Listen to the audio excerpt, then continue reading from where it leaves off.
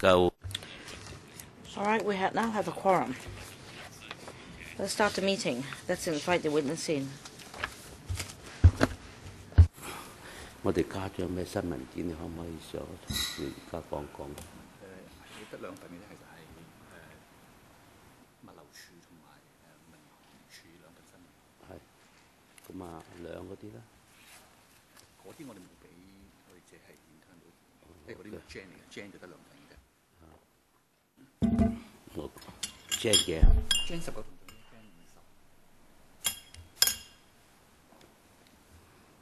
即係自上次3月11號會之後咧，就係得兩份新聞。個 GL 咩 ？GLS 啊？GL 處 GL 啊 GL 啲。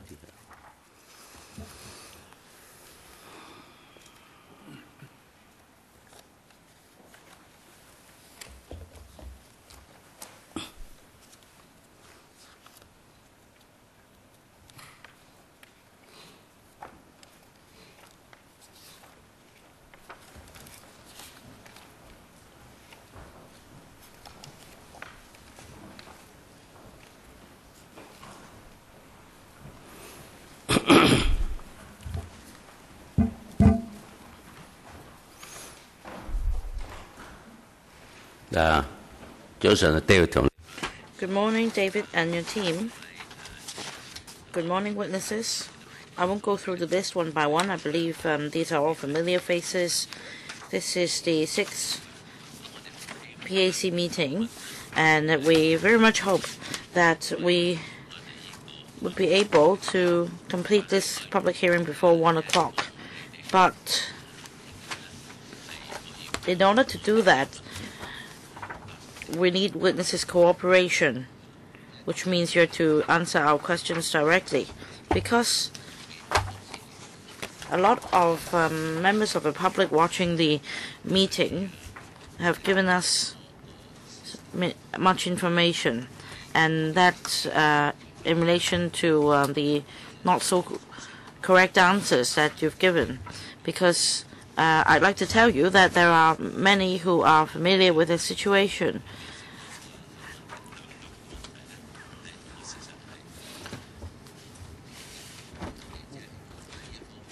So your answers do not tally with the real situation. So first of all, I'd like you to help us finish this public hearing today. And secondly, Under Secretary, are there any other witnesses that you wish to call? No. Now, Under Secretary, this is a public hearing. So you could either write to me or tell me officially what witnesses you have. Don't just make some casual remarks that some witnesses should be summoned and some witnesses should be dispensed with. So we have the official channel to invite witnesses to come. So if you do have a witness that you wish to call from any government department, please do write to me. Please follow the procedure. Let's begin now. Dr. Kenneth Lau. Thank you, Chairman. I'd like members to refer to Jan 11. Well, about declarations made. All the declarations to be made today are the same as those previously made.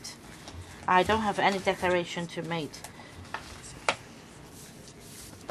Now, I'd like members to refer to page 139 of Jan 11. The handwritten page number 139 of Jan 11.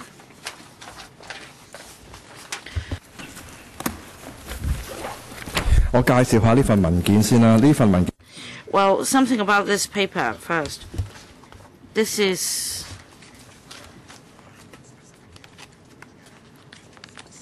clause 3.1 of the tender document in relation to specifications. This is about the Air Traffic Management System, ATMS. some indicators in relation to system capacity. Now, for example, there should be 120 controller working positions, and it should be able to manage 8,000 flight plans active, and C, process and display 1,500 targets. So please read through it first. My question for the witness is this. See if you agree to this. Clause 8 of the tender document is tailor-made for tenderer B. Do you agree? DG? I don't agree. Chairman. All right, so that's your answer. Why do you not agree?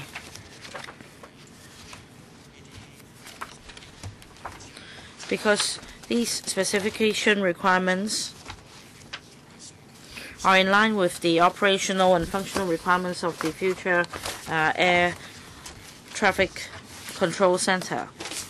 And the specification requirements set out in clause 3.1 are those consistent with what we need, and all the tenderers were aware of these requirements. The question is, the specification requirements are very high, but in clause 8.1, the requirements are actually very low. In paragraph 2 of 8.1, and this is the third time I'm asking about this, about the requirement to provide reference sites. You mentioned that only 40 ATC traffic controllers are required, whereas for the specifications in 3.1 is 120. And many colleagues already ask why you only need the proof of service for 6 months. Now, I asked that before, and recently the government gave us another paper, that is Jan 19. In Jan 19, Annex 2,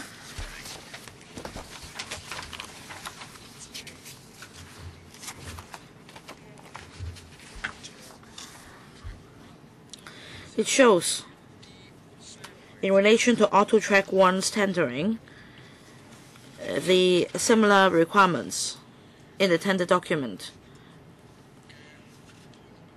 Point number 2 of Annex 2. Well, can you be brief or succinct, because not all of us have the paper. It says the tenderer must have had extensive experience in the development and implementation of the systems. And there are 7 major criteria for the tenderer. I think I'm missing the most important point.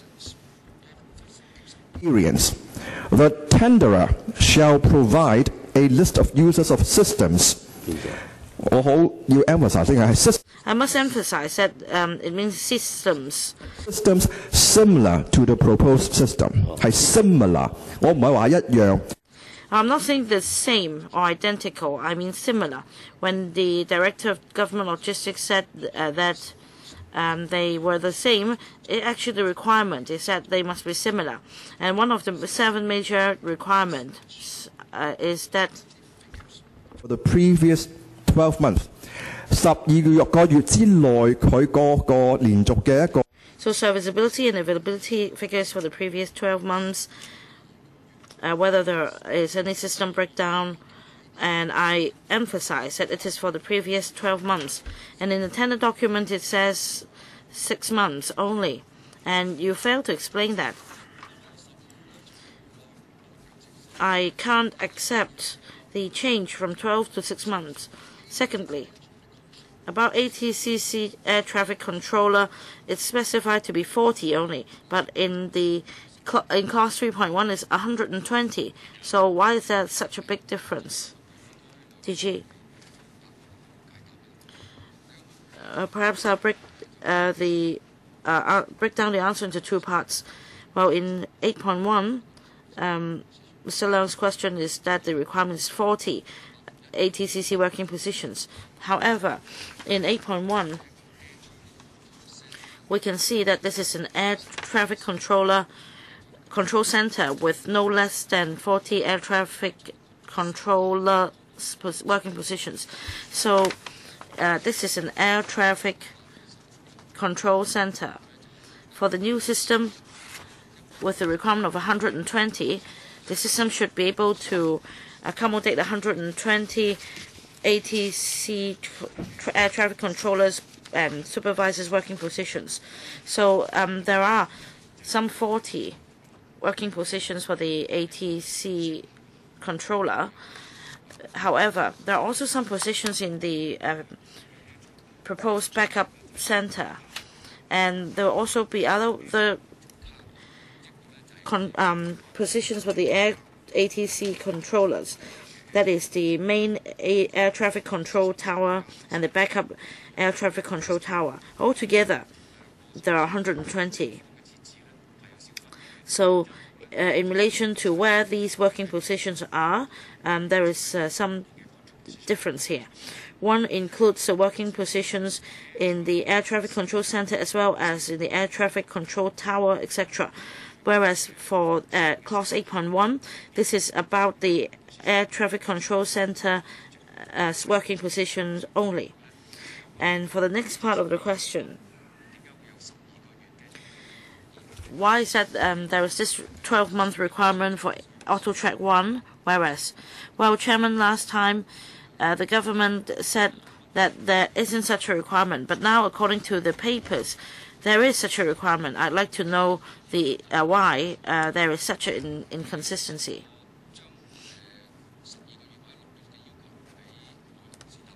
Maybe I'll defer to my colleague, Mr. Wu, to take the question on the change from 12 to 6 months. Thank you, Chairman. Last time we explained that in 81, there is such a requirement. However, the requirement is not a mandatory one, like the one in 83, and in 81, if this information is available,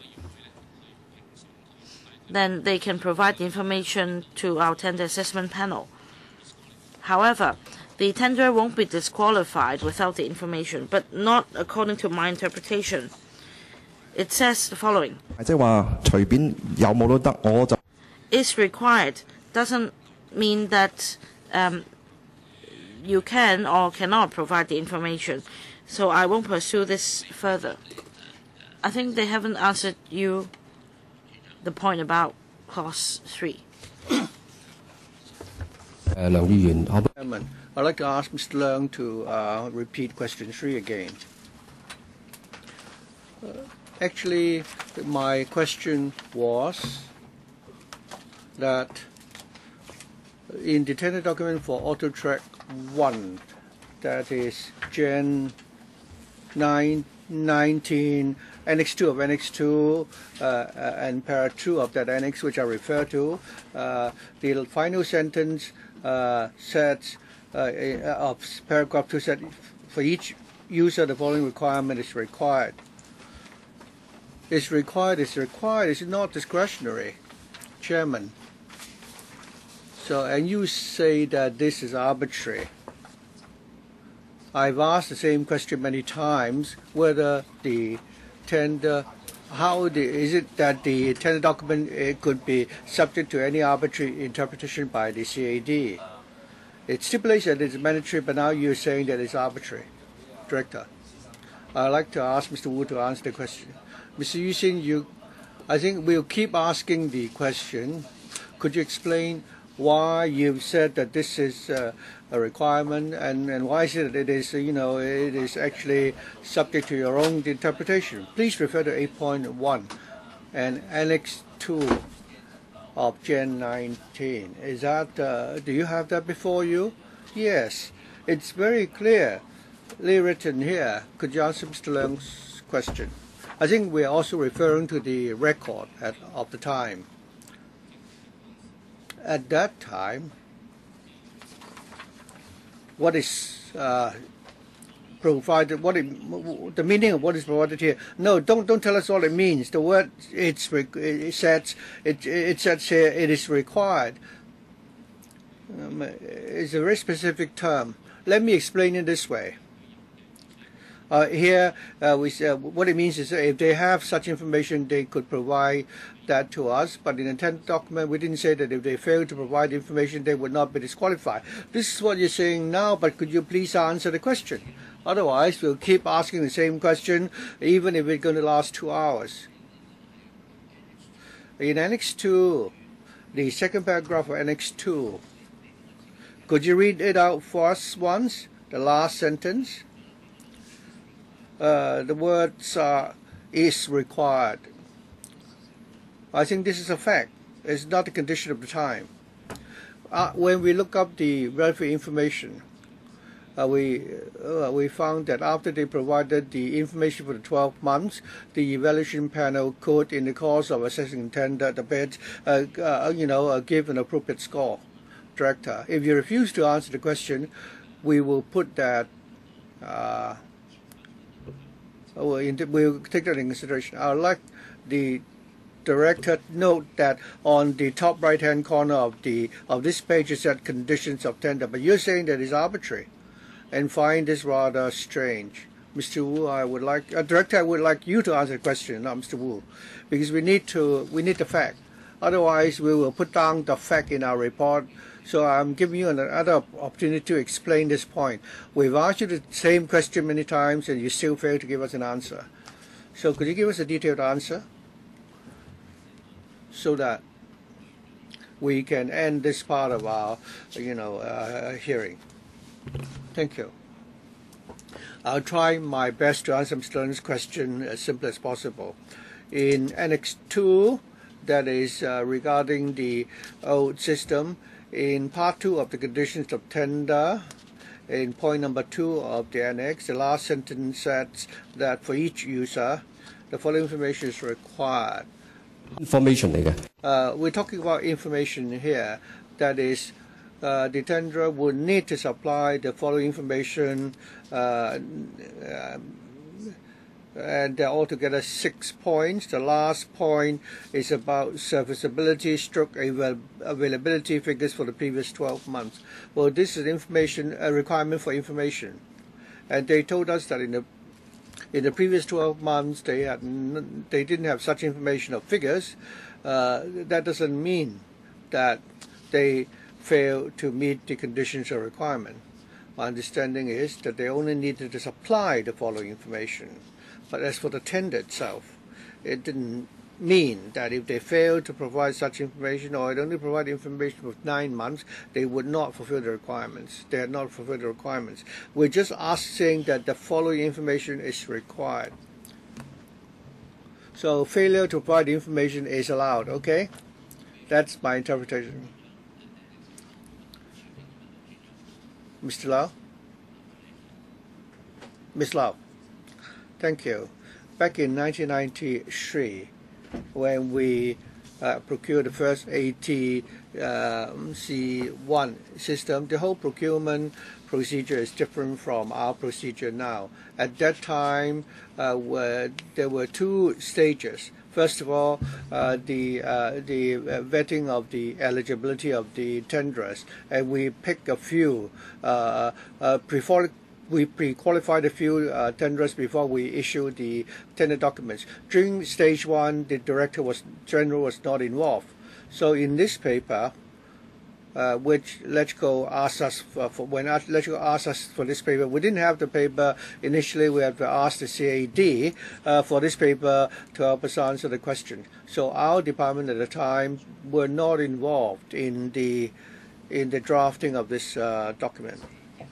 In other words, do you agree with Mr. Lou's, what Mr. Lou said, that it's up to them, and then even with the absence of such information, they could still, decide to award the contract to the tenderer? Is that how the system worked originally? Well, we're not telling how our colleagues, what our colleagues did back in 1993. whether or not the information, such information were submitted, I don't have the information offhand. But Mr. Chairman, if you ask me this, that is, if I find this sentence in the tender document, how would we deal with it? When we asked the CAD for this document, we are only given this page. I don't have the preceding and following pages. So if this sentence we don't know which part of the document it applies to in respect of the of this sentence. If some of the information sought were for the purpose of helping the committee to evaluate the bids, if they fail to provide information, the tenderer will be awarded 0 marks for that part. In some cases, the committee only asks for information so to help it understand the background and experience of the company, and that would depend on whether or not that would be a mandatory requirement. If it were a mandatory requirement and the tenderer failed to provide such information, they would not qualify. However, what was most important to us is that in the course of the tender process, the Highway Department would always remind us that whenever we require somebody to submit information, and we put it very clearly that the information is required, and if they fail to provide such information, what would be the consequence? We need to stipulate that. If it was the consequence that we say the tender would not be considered. If they fail to provide such information, if in that case we would not, consider that bit any further. If that was the result, then we would typically, stipulate that. That is, if they fail to provide information, we will say, if it were our intention that we will not, consider that bit any further, we would stipulate that clearly. We would do so now, but back in 1993, how it was done and why they did it in such a manner, and whether or not they used it to help them with their assessment or to, for the purpose of pretender, I don't know. My other questions about the 40 air traffic controller, positions. Well, the director, explained, gave us an answer just now. But if I look at Gen 17, the green document, that is, I'd like to refer members to page 8 and 9 of the page 8 and 9, Gen 17. The pages 8 and 9, the handwritten pages 8 and 9 at the bottom right hand corner. It's blacked out. Okay, I'll allow you the question. If you look at the 5 tenders A, B, C, D, and E, tender A, C, D, and E, so-called reference, the ATMS of the reference sites is more or less similar to the one that they propose. Perhaps the version were not the same. I think they black out certain parts of the document. Let's take a look at a page which is not being blacked out.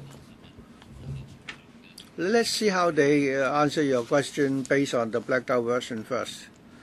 For tenderers A, C, and D, the reference sites they provided were similar, information pertaining to similar systems, other than B, which provided an entirely different name.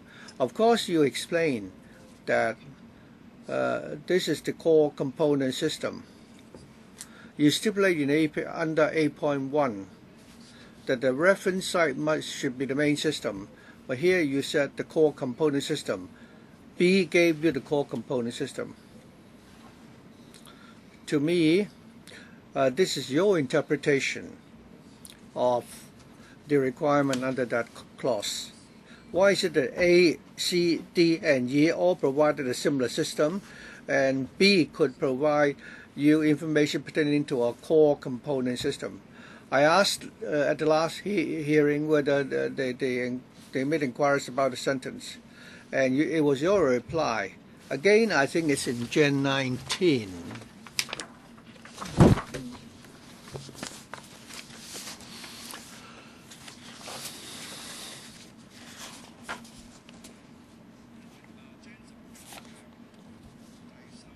Page 3 of Gen 19. The question is that, the last part of page 3 of Gen 19.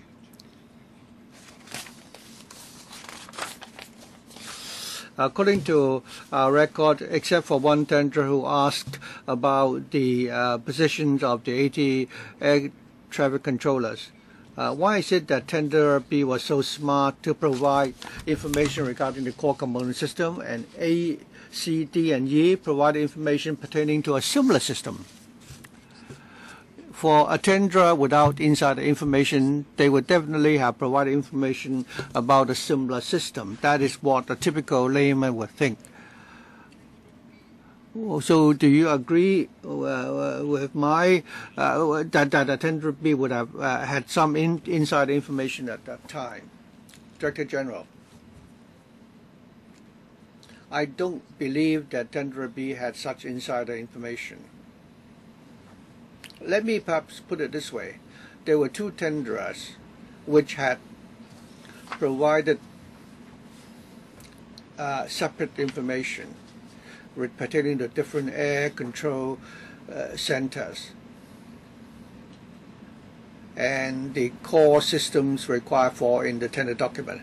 It wasn't the case that just one single tenderer did that. There were actually two who had done that. But I fail to see that. According to the table, part of which has been blacked out, I can find the names of all the systems. If you look at tenderers A, B, C, D, and E, their proposed systems and the names of the reference systems they gave you. For example, tenderer A, they gave you, either if they give you information about system A, they will only give you version 2 of system A. But tenderer B gave you information about an entirely different system. And you call this, and you say this was the core component system. But Clause 8 requires information regarding the main system of the reference site. Chairman, I won't repeat the same point again because the department may give me many technical answers. Well, I think it's a rather complex point. Alan, Kenneth. In the attachment to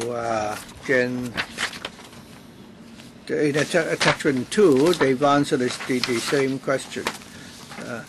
Now, if you look at 2C, Chairman, I'm referring to the latest document, Gen 20. It's a Chinese version. There is an English version, actually.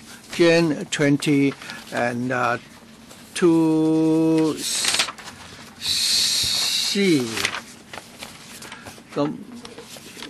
So the full version of the proposed systems. 2 out of 5, 即係頭先你問嗰個 5 tenderers who have Stage 2 assessment have provided reference sites which has installed core components of their proposed system only. 即係頭先你問個問題，佢咁答，但佢咁答。This is how they answer the question, but they've not explained the whole system. And I'm referring to Gen 20. Director, could you explain why we have that situation? Was it the case that in your tender document was not drafted clearly? Because everybody should be able to find to see what your requirements were if it was a good tender document. Is it the case that somebody could see some requirements in the document while others did not? I think a tender document should be such that every tenderer should know exactly what were your requirements. But now the way you put it seems to allow some people to have some interpretation. But in this case, only 2 had such interpretation, and they were selected to go into stage 2. Is it the case? Was that because your tender document was not very clear, or was it that these 2 tenders were particularly smart, so that you were able to have been they were able to be selected, and the other 3 disqualified? Could you explain that, please? Because your answer is very clear here. Chairman, let me put it this way. The tender document, it took a long time to prepare the draft document. During the process, of course, the CAD could put down the technical and professional requirements. But the whole tender document had been drafted, after we've looked into the system together with the DFJ and the logistics department. I mean, please look at the text of the tender document. You prepared this document yourself. And I'm asking why you prepared the document in this manner. Well, eventually it wasn't just a single tenderer which provided such an explanation, but in fact there were 2 who had separated the core component systems. But under ATT system, the ATT air traffic control system is very complex. Sometimes you wouldn't have a single system that would satisfy the requirements of the tender document. Very often, if you look at the main systems in other parts of the world, very often you can only pick out one component system here and another component system elsewhere, because to satisfy the specific air traffic control requirements of an ATC, it couldn't be done with a single air traffic control system. Usually they would use the concept of air component system. In that case, why didn't you specify that clearly? Perhaps the words used in the tender document, I think in future, should there be a similar requirement, we could spell it out more clearly. So in other words, you accept that you had not drafted the document clearly enough, so that it was made easier for some of the tenderers to be selected. I agree with the chairman. Okay, I'll follow up on this point further. During the time when you drafted the tender document, did you talk to the 5 tenderers or 2 of those 5 about your systems? Or did your colleagues talk to them to give them that impression that this would be what you required? Because one of the successful tenderers were the one which operated the existing system then. Had you talked to them at the time? Did you give them this, perception? I understand that they have not talked to them, but before they drafted the tender document, for a very long period of time, they had actually visited different sites in different parts of the world and looked at the different systems or component systems and installations to decide how the tender document should be drafted, so that we can ensure that so that they can work out the requirement of the new ATC system. So they will prepare the document according to the future needs of the system. They would not talk to a particular manufacturer about the content of the tender document. No, I'm not talking about the content of the tender document. You've interviewed all 5 tenderers. Some were more familiar with the requirement. Did you talk to them which system was better and which was not? Because that would answer Mr. Leung's question. Well, my understanding is that they had not. Okay, my last question regarding Clause 8. I'd like to give you a chance to elaborate on 8.4. According to the minutes of the 3rd and 5th meeting, for Clause 8.4, a proposed system with no proven performance will not be considered further. For this line, during the 3rd meeting, some representatives from the administration told me that this line refers to the fact that the tenderer did not have to come up with the proposed system. But according to the last meeting, the proposed system referred to the new system to be installed. And according to the minutes of the third and fifth meetings, perhaps the Secretariat can show our witnesses. But I'd like to give you a final chance to elaborate on this sentence. Did this sentence refer to the proposed system, or did it refer to the tenderers? I'll give you one last chance. Director General, can you answer this question yourself, please? As far as I know, we encountered something known as a bid challenge, and we consulted the Department of Justice as well on the interpretation of this sentence. And we are aware that such system, in terms of meeting Hong Kong's operational requirements,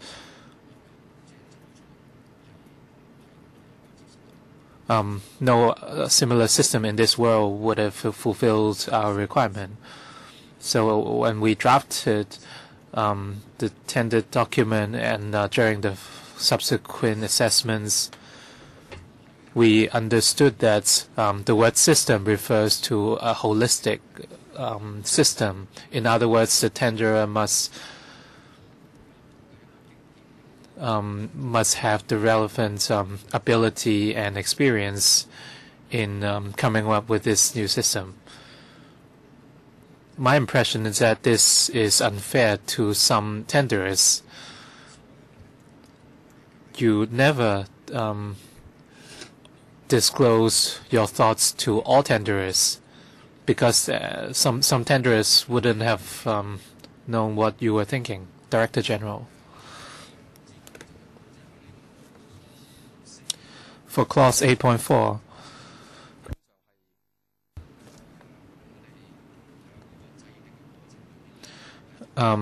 during the drafting process, we never favored any specific tenderer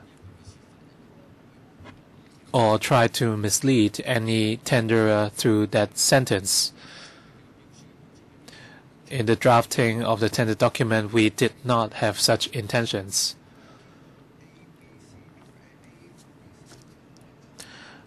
For tenderers A to E, they have come up with proposed systems, but as you all know, these systems might be similar to what they operated in the past. If the proposed systems must be similar in nature, some of these tenderers might have very powerful systems, but after reading that sentence, they might not submit their tenders at all because they could not fulfill the requirement. So if this is the way you interpret this sentence, it's unfair to many potential tenderers. DG. Thank you very much for your view.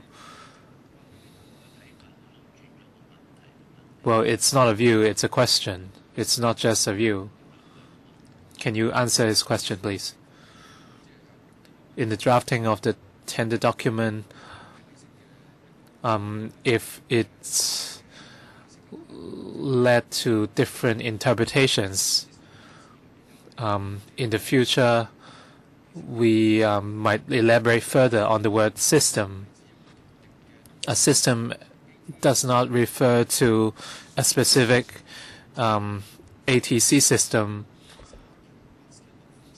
but it's a basket of systems and subsystems. And these systems and subsystems might be utilized in multiple ATM centers, and we perhaps that's the way we will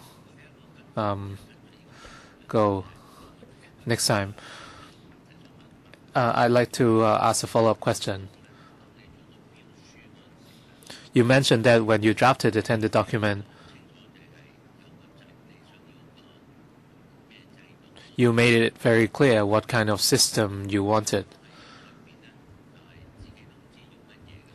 But the fact is you didn't know what you wanted in the system, right? Is that a fair way to put it? What you said was quite confusing. On one hand, you wanted a new system, but on the other hand, you wanted the tenderers to have experience, and you required the tenderers to submit their record of the experience for the past 6 months. When we drafted the tender document, we merely looked at our own operational requirements in the future.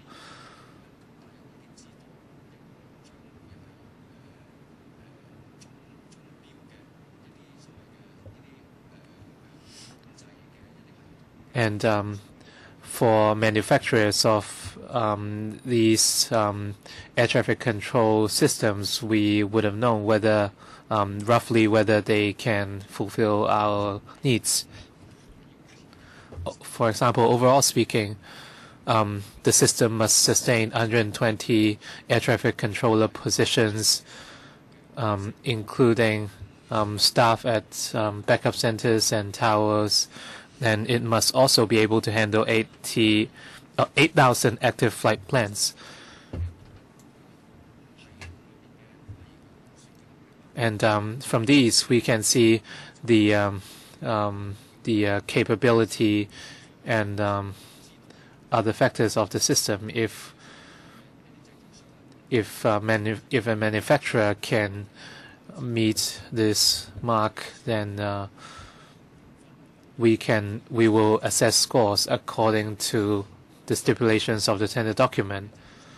We never considered one specific manufacturer, and we only laid down some generic requirements. As long as a manufacturer can meet these requirements, then we'll give it a pass. Thank you, Chairman. Raymond Wong.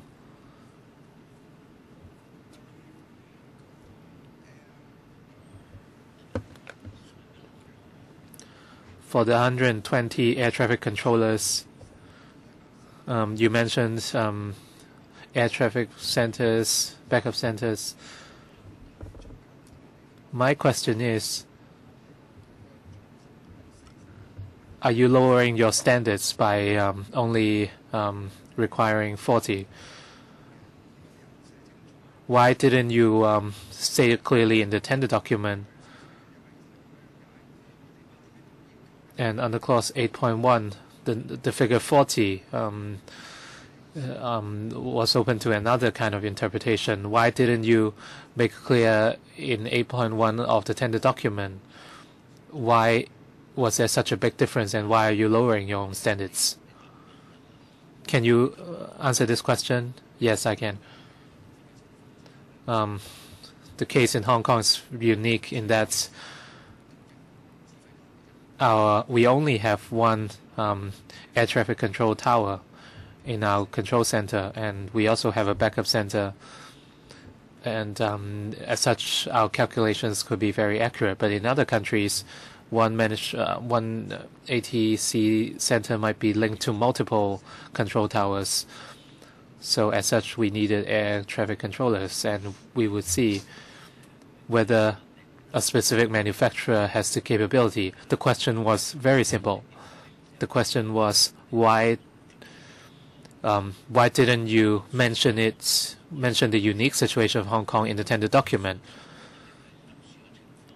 And why didn't you mention such unique circumstances in the tender document? We are not asking for the reason. The 40 controllers required are in line with the needs of the system. And we know that the scalability of the system can meet our requirements, and so 40 wouldn't be a problem. Chairman, I cannot accept this explanation. In other countries, air traffic control centers might be linked to multiple towers.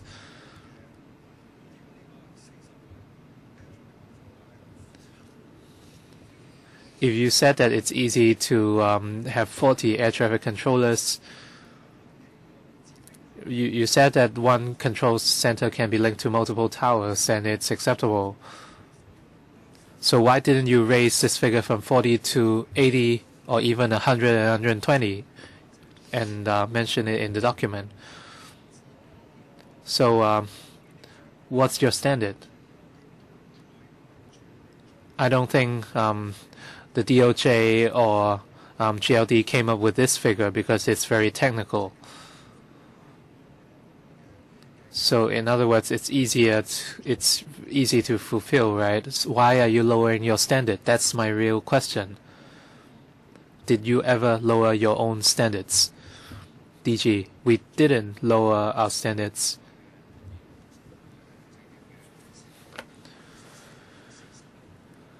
I think that the figure 40 set up by my colleagues was very reasonable. Subsequently, we set a requirement of 120 air traffic controllers, and we just wanted to see whether the tenderers were able to fulfill our requirements, and they could solve our shortage problem at the air traffic control centers. Mr. Leung, he could not answer your question. Mr. Raymond Wong, we've had a few open hearings. Well, it's the 6th hearing already. I'd just like to share with you some of my feelings. I will ask a question later on. Don't worry about that. Well, he's taking us around circles, so perhaps I will just share my feelings as well. From a common sense point of view, this is a scandal. We can go to ICAC. The departments are trying to protect one another. Right now, it's the DGL is collaborating with you. They are helping you.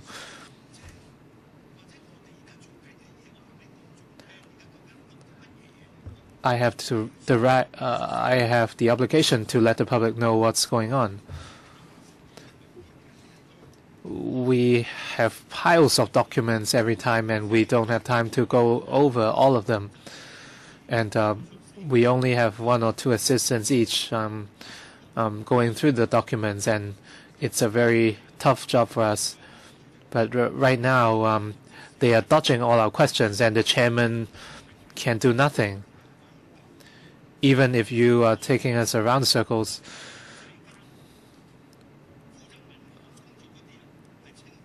I'm sure the industry and international experts are very, they know that you're lying.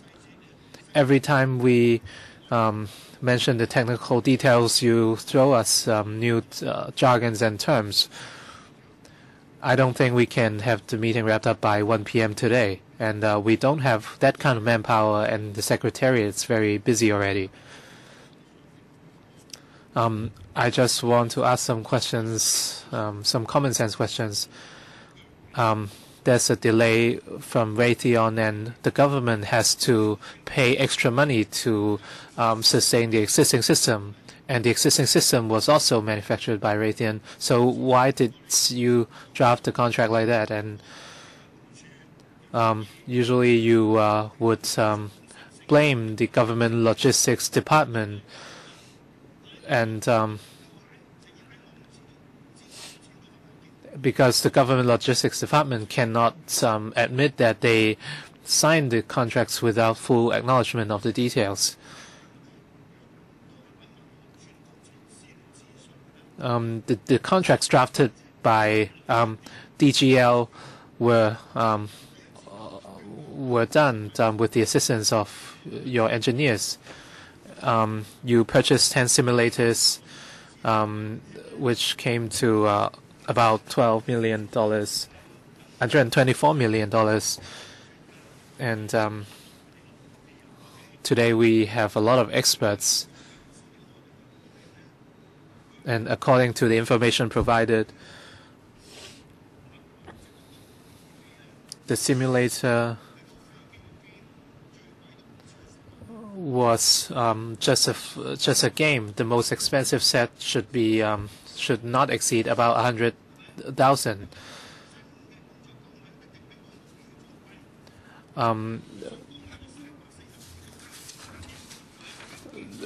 A total of 342 simulators were purchased, amounting to $180 million. So this is really disproportionate. So money is not the real issue, but that's what you purchased was disproportionate, and the mouse, the display, the keyboards. So it's just absurd.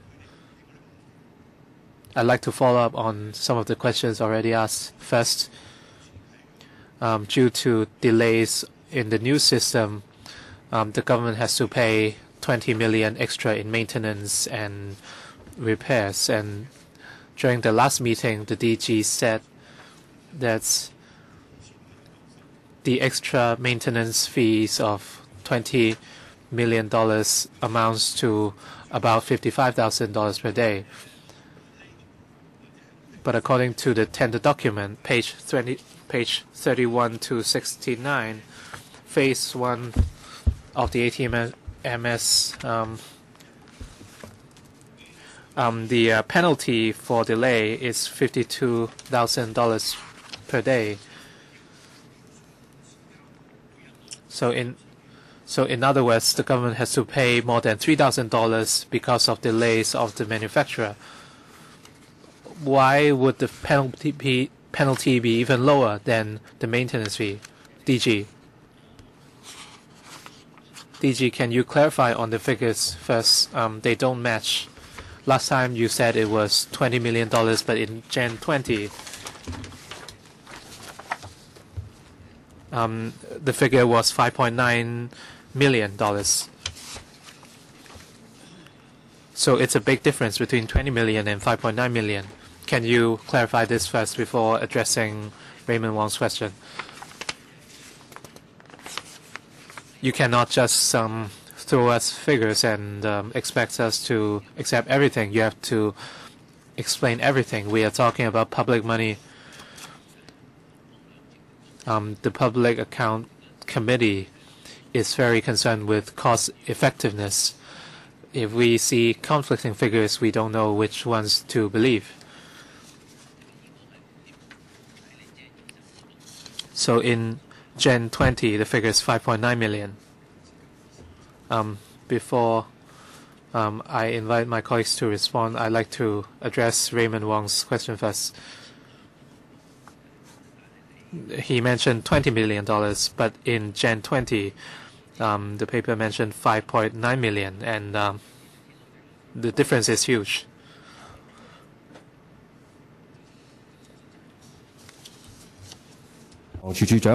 Well, let me first of all say that as the Director General of Civil Aviation attending this PAC meeting, I tell what I know.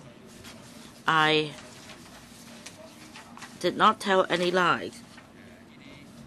Secondly, about the cost of an air traffic controller's position, don't tell us about the tenderer. Just tell us why. Last time you mentioned $20 million, and then in Gen 20, in attachment page 4, you quoted $5.9 million. Yes, I understand what Chairman is saying. I'd like to explain that this is already the lowest bid. However, last time I quoted $20 million, and if my memory serves me right, I recall last time I said it was 20 or some $20 million. And on calculation, we revisited the information and we did our calculation. And I'll defer to Mr. Richard Wu to explain to you. Well, please stop beating about the bush and tell us directly the answer. Last time you mentioned that because of the delay, the annual expenditure of system maintenance of the existing ATMS is $20 million. So it's about $55,000 per day, and yet according to the tender document, the daily penalty figure is $52,190. So that means because of the delay, the government is paying $3,000 more a day. What I'm asking is why the penalty is lower than the daily maintenance fee. If you keep on beating about the bush, I'll have no confidence in the 3 hours, and definitely I will oppose it. On calculating the daily penalty amount, well, that means you're not clear about that yourself. My question is very clear. Yes, please proceed. Yes, I defer to Mr. Wu. Thank you, Chairman. Well, I'll break down the question into two parts. First of all, in Gen 20, just now the member asked about point F. That is about the total expenditure incurred for the upgrading and maintenance works for existing ATMS auto track beyond 2012. So that is simply about auto track system. So in our reply on calculation, we've cited that beyond 2012, the annual expenditure on system maintenance of the existing ATMS is about $5.9 million.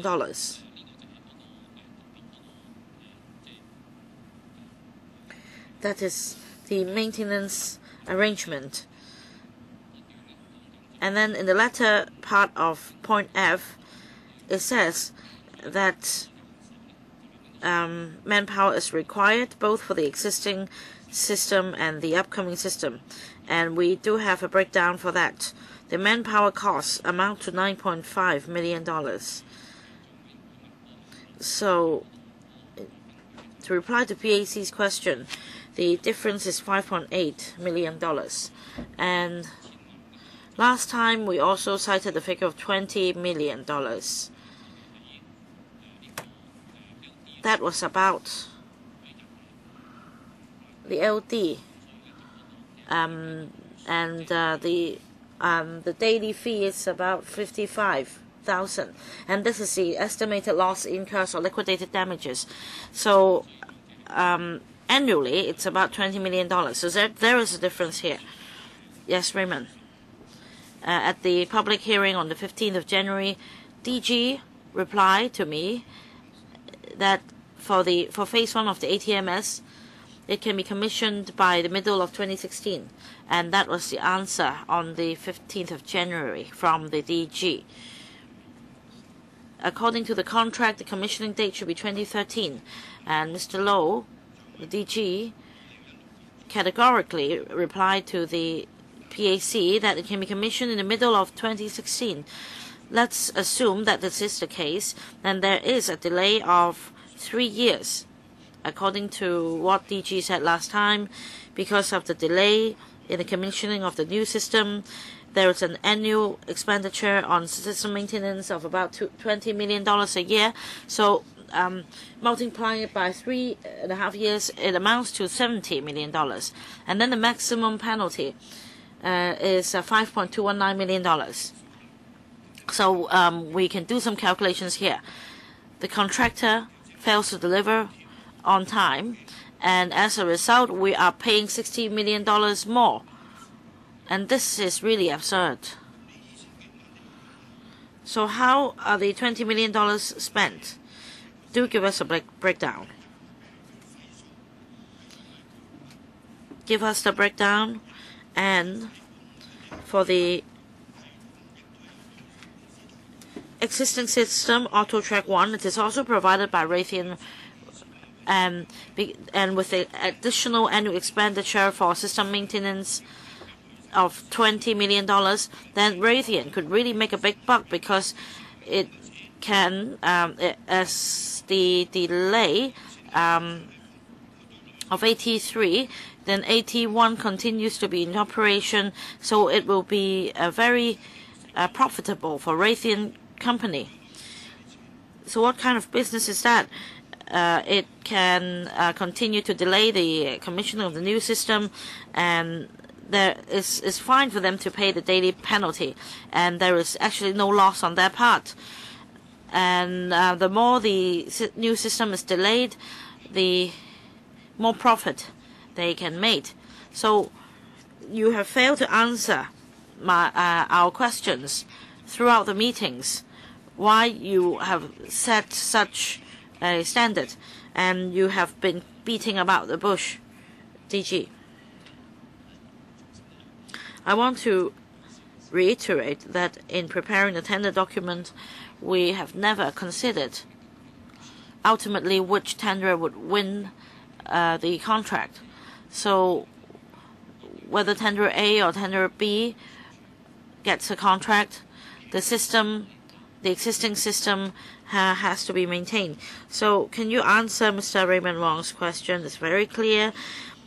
He asked why the tender document is written in such or is prepared in such a manner. We're not talking about tenderer A or tenderer B. Why tenderer B got the contract? He asks why the tender document is drafted this way, and in the end, so much public money is wasted. Please repeat your question, Mr. Raymond Wong. Well, my question was very clear. This Raytheon company is really taking all the benefits. Now we know which company it is, and it has an additional annual expenditure on system maintenance, $20 million, and it's also responsible for the existing system. But it is not the only manufacturer. We need to clarify that. But that company is also taking part in it. Because of the delay of the new system, the Hong Kong SAR government has to pay an additional fee to Raytheon for maintaining the old system. How much is that? Because the company is involved in the old system as well as the new system. DG, do you want the question to be repeated? Do you understand the question? My question is why hasn't it been stipulated in the old contract that the Raytheon should maintain the old system until the new system is commissioned? Well, it's difficult if you're talking about the old contract. I don't think your question should be phrased this way. But that's the mistake made. Now, that's an annual expenditure of $20 million. Well, I'll stop him beating about the bush. Let me paraphrase the question for you. DG, listen. $20 million a year. DG. $20 million a year, 3 years means $60 million. 3.5 years, $70 million. And yet, tenderer B is only fined to a maximum of $5.2 million. $5.219 million. So there is no incentive for the tenderer to deliver it to you as soon as possible, because on the one hand it is taking money for the maintenance. Now, Raymond's question is, why haven't you included in the tender document this part? And the $5.9 or $5.2 million will be the maximum, and you need to pay $75 or $60 million more. So why hasn't your tender document included this to protect the interest of Hong Kong? Is it a dereliction of duty? If you don't think so, explain.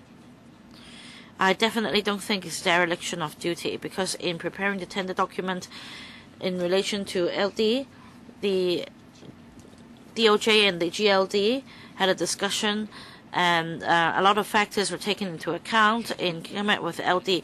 Well, don't drag the GLD in. We're talking about preparation of a tender document.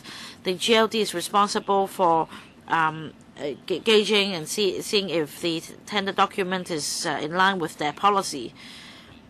The GLD is only responsible for verifying the validity of the tender document.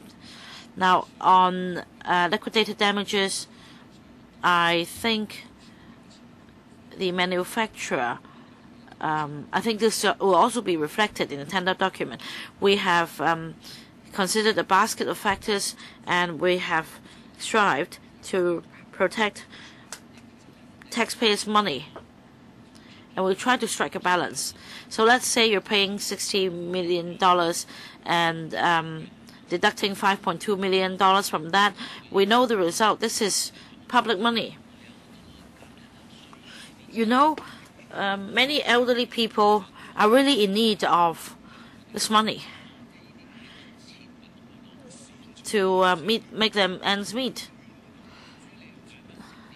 And you're just wasting money.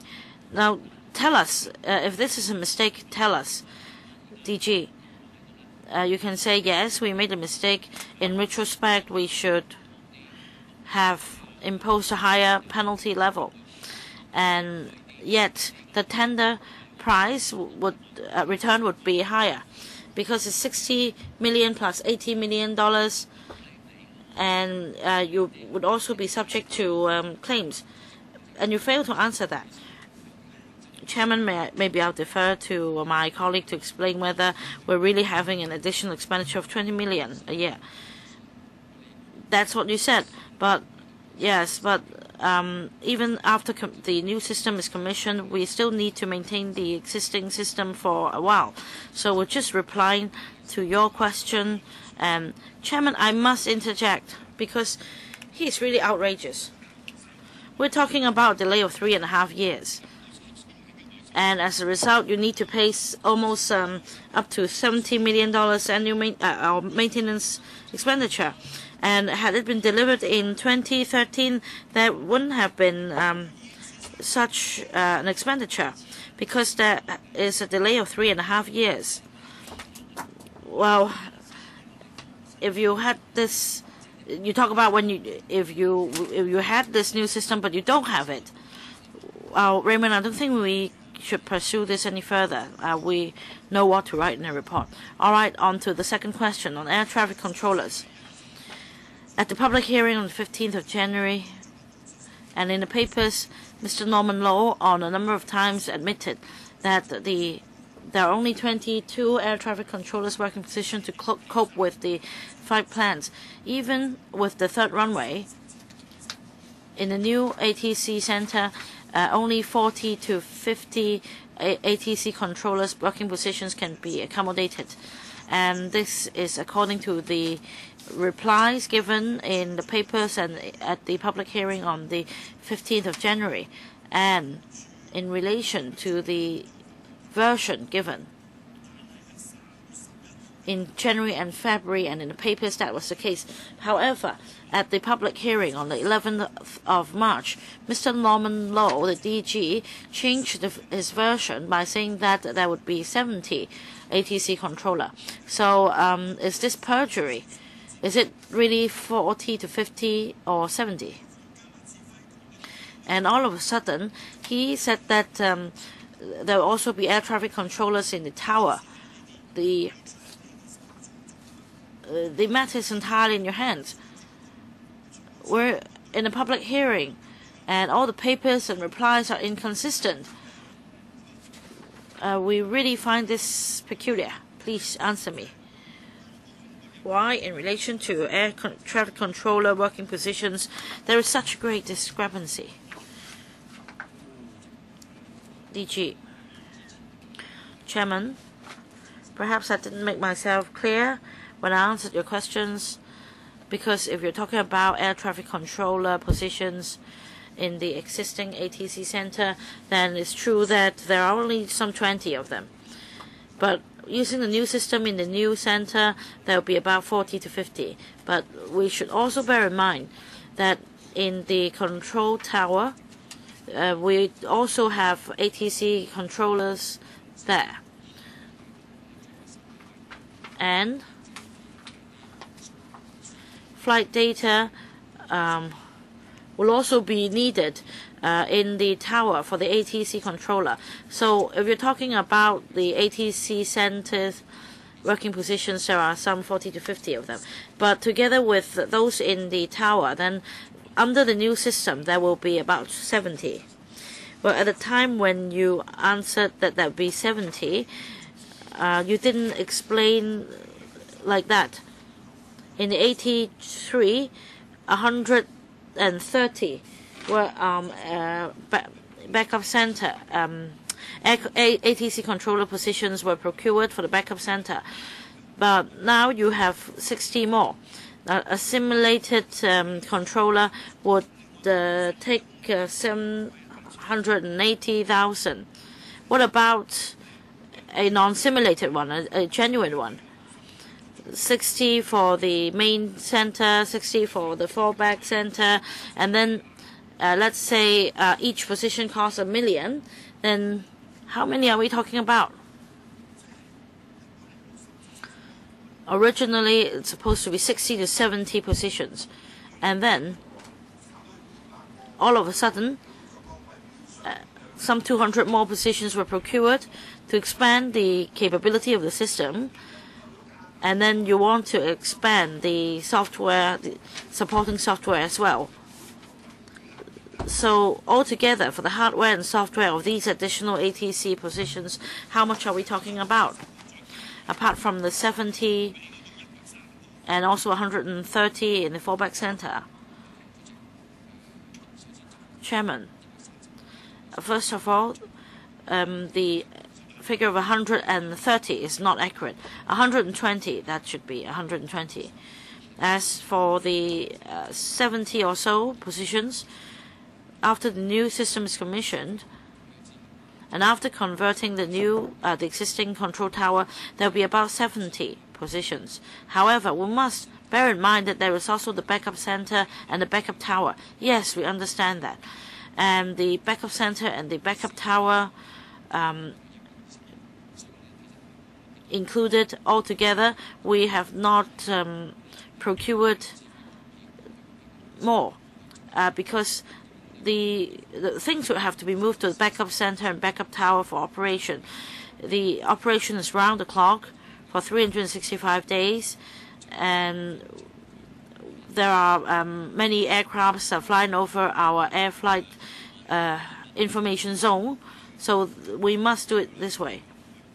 Yes, Raymond, please move on. Well, please take back those words. Let's bear in mind. You don't have to remind us to bear something in mind. We won't forget. That's it. All right, no more questions? I have such a large pile of documents.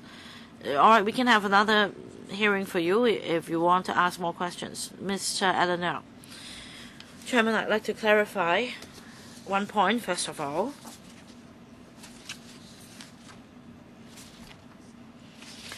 Now, this is the third generation of the ATMS, and we are using the existing ATMS, and according to the reply of the government in Jan 19, that's a reply from the GLD, right?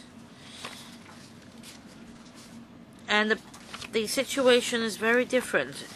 If you look at page 2, it says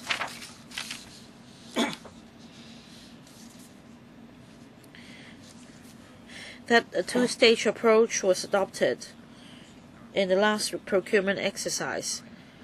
There was a pre-qualification exercise, and then the CAD was responsible for the pre-qualification exercise in the first stage, and a report was submitted by the CAD before moving on to the second stage tendering exercise. Now, I think this is a more prudent approach. So why is it that when the proposed system is procured, why aren't the two-stage approach adopted? Should the DLG or the Director General of the CAD answer the question? I think this difference in approach. Now, regarding the Director General of the CAD suggesting, was it that the Director General suggested that we should not, stick to the two-stage approach and simply, do it in one stage? I think you need to switch on the mic. Please switch on the mic for the second row. Could the technicians please, yeah. Thank you. In 1993, if we look at the procurement procedures at the time, I think the procurement procedure then were very different from what it is now. At the time, there was no scoring system, and it's not like nowadays where the score and the pricing score, we didn't have such requirements. We didn't have a two-envelope system either. So at that time, if we were to procure such a huge system, bearing in mind and according to the information that we've dug up, we were moving from Kai-Tak to Chelapkok at the time, and the requirement for the ATC system were such that we've adopted this approach. But our procurement system nowadays have more requirements than in 1993. For example, in the tender document now, the whole selection process and we actually adopted a 6-stage approach, and each of the stages, the rules were clearly laid down in the tendering rules. Chairman, I have no disrespect for the director, but I don't think the answer is relevant, so I don't think we should waste the time. I'd just like to confirm one answer from you. Now, for Audit Track 1 and Audit Track 3, regarding the tendering and procurement procedures, they were different. Is it the case that it wasn't the requirement of the CAD, but simply because it was a change of times? That is back in 2009, when you invited tender, naturally that was the procedure. That's the answer I want. Thank you. In 2009, other than public works projects which we had pre-qualification, for the other larger systems we had rarely had any pre-qualification procedure. Ellen. My understanding is that the housing department now, when it builds PRH units, they still have a pre-qualification stage. So there is a justification for pre-qualification. The system that you are now using costs almost $600 million. The system which is now a mess, and this amount for a project costing that much, is it the case that it doesn't warrant the two-stage approach for tendering? Well, as I said, under the current system, for procurement of public work projects, we still have this pre-qualification system. But as for other projects, it's rather rare that we do it like that. Good. Well, in that case, it will be recorded in the PAC's minutes that this was not the requirement of the director of the general of the CAD. Is that the case? This was not the requirement of the director general of the CAD. Is that the case? I think Mr. Leung is correct. At that back then, the CAD did not say that they did not need a pre-qualification. And they did not discuss clearly whether or not we should divide the procedure to two stages, because at that time we didn't have that many large systems like this. Okay, while we're on the same paper, I have another question. Director of Logistics, could you please refer to page 3 of Gen 19? In your answer, you say that the first tender document submitted by CAD to the DLG, according to clause 8. The original clause 8.4. Open bracket, that meet the requirements in the specifications, close brackets, will not be considered further. End quote. 此句在以 It said this sentence had been amended in the course of the drafting the tender document in order that the terminology or the style of the tender document is made more concise. Is it the case that it was based on the request of CAD, Director General CAD, that you deleted this part? According to the information, this was not a requirement of the CAD. It was rather the DFJ, which suggested that the way this sentence is drafted in the first draft was rather redundant, and that's why an amendment was made.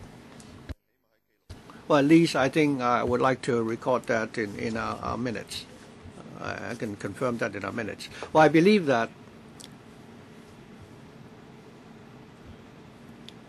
whether or not witnesses are actually, treating our hearings seriously. But I think this is our 6th hearing. I think you would probably know the direction that we are moving towards.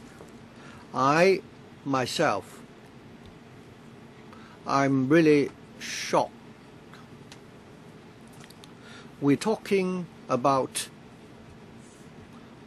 the hub of aviation in Asia, and we are procuring an air traffic control system. And in the course of inviting bids or in the tendering process, you have not, done your part, in betting the bids. In the course of drafting the tender document, you've made all kinds of mistakes. There are all kinds of gray areas. You've not exercised due diligence, and the contractor which won the bid, in terms of its tender price and additional works to be added later, actually, match the your requirements. So we therefore, the PAC, have some doubts as to whether or not you are being partial to this successful tenderer, and that you operated in a black box. And hence we have this mess now. So I don't want the witnesses to have any doubts. I am moving towards this direction. Since the chairman includes to end our hearings today, so I think we should make the best use of the remaining 2 hours. And if you could, please try to change, the impression that I have formed up to now. I think this is what we are doing this morning. We're giving them this opportunity to do that. Now, if you have such evidence, then in the next 2 hours, please, do your best. Chairman, I have a few specific questions. First of all, for Audit Track 3, the successful tenderer.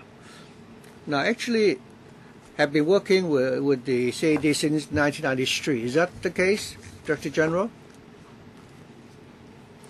Basically, that is correct. They started to working with us since the early 1990s. Yes. Of course, the Director General is a professional, but in the procurement or in deciding on how to invite tender for Audit Track 3, in the course of thinking about the procurement, could you put on record of the PAC that you had not, that is, since 1993, you had not talked, ever talked to the successful tenderer for Audit Track 3 or seeking its opinion or assistance? Director General?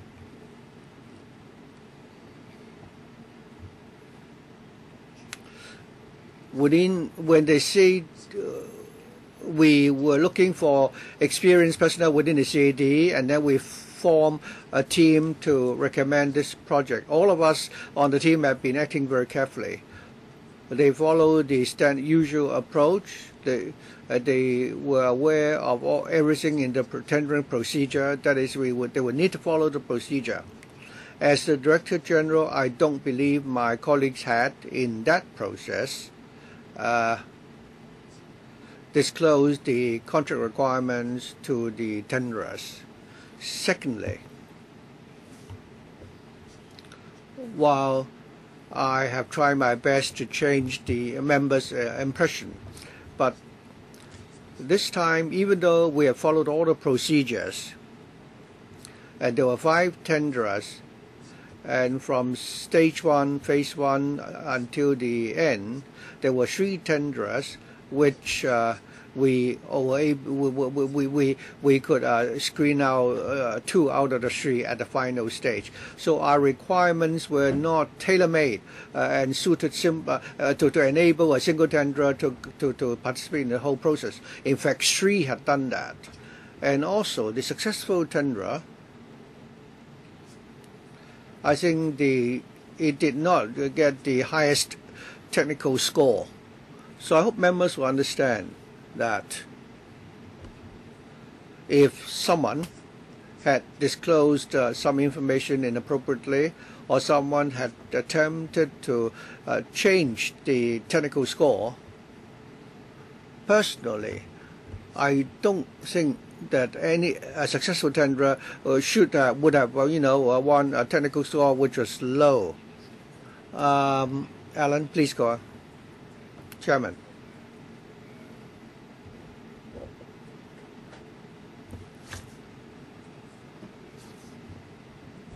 I think my logic is different from that of the Director General, but never mind. We're here to take evidence. What I mind is that the DG has not answered my question. My question was that in the process, and as a partner which has been working with the CAD since 1993, namely the successful tenderer for AutoTrack 3. Now, in the whole process, did you ever seek any advice from them or ask them for a professional judgment as to how we should, go about inviting tender for the new system? I'm not saying that you have disclosed the content or confidential information of the tender document. So I'm repeating my question again. I hope the DG can answer that question. Director General, I've also asked you the same question earlier. Mr. Leung is now giving you another chance to do that. Let me answer the question again. When our project team, in preparing to recommend this project, obviously they had to go to other air traffic control centers and manufacturers to find out about the information relating to the latest operating system. We had done that. But in the course of preparing the tender document and after the tender has been issued, I don't think our colleagues would have ever communicated to any of the manufacturers, thus affecting the outcome of the tender. I don't believe that. I hope the CAD will not be so depraved. But my question is that for a complex air traffic control system like this, the safest approach is for you to find an airport which is comparable to that of Hong Kong, and actually, find out how they operate, in the field. And after reading the tender document, in fact, I found that you did have this, idea. Is that correct? I don't believe that's the case. Well, the system for Hong Kong must suit the operating environment in Hong Kong. Our operating environment is such that our requirements would be very different from the requirements for other airports. And there's a big possibility that they would the requirements were different. For example, if we were to buy a car, some people might have some requirements regarding the tires, the size, or the design of the car, or even different color for the leather. So even if we were to buy a car of the same make, which is running in other jurisdictions, then there is a possibility that in preparing the tender document, we might be partial to a particular manufacturer, and that is something that we definitely would not do. The requirements we put down in the tender document were all drafted in the light of our operating environment, and also if we need to expand the system, how the system should be like. Chairman, the basis of my question, I think the chairman would understand it very well, comes from clause 8.1 and 8.4 of the tender document, where it is your requirement that it would be best that there should be no less than 40 air traffic controlling officers, and that there should be people who have supply system in the past 10 years, and 8.4 the requirement regarding proven track record. It's based on this requirement that I put my earlier question to you, and I think the Director General would know that we understand that our question is about whether you've done your due diligence. At the last hearing, I think the Chairman will remember this, I did ask a question regarding the Prime Minister of the UK, Mr. Cameron. On the 20th of July,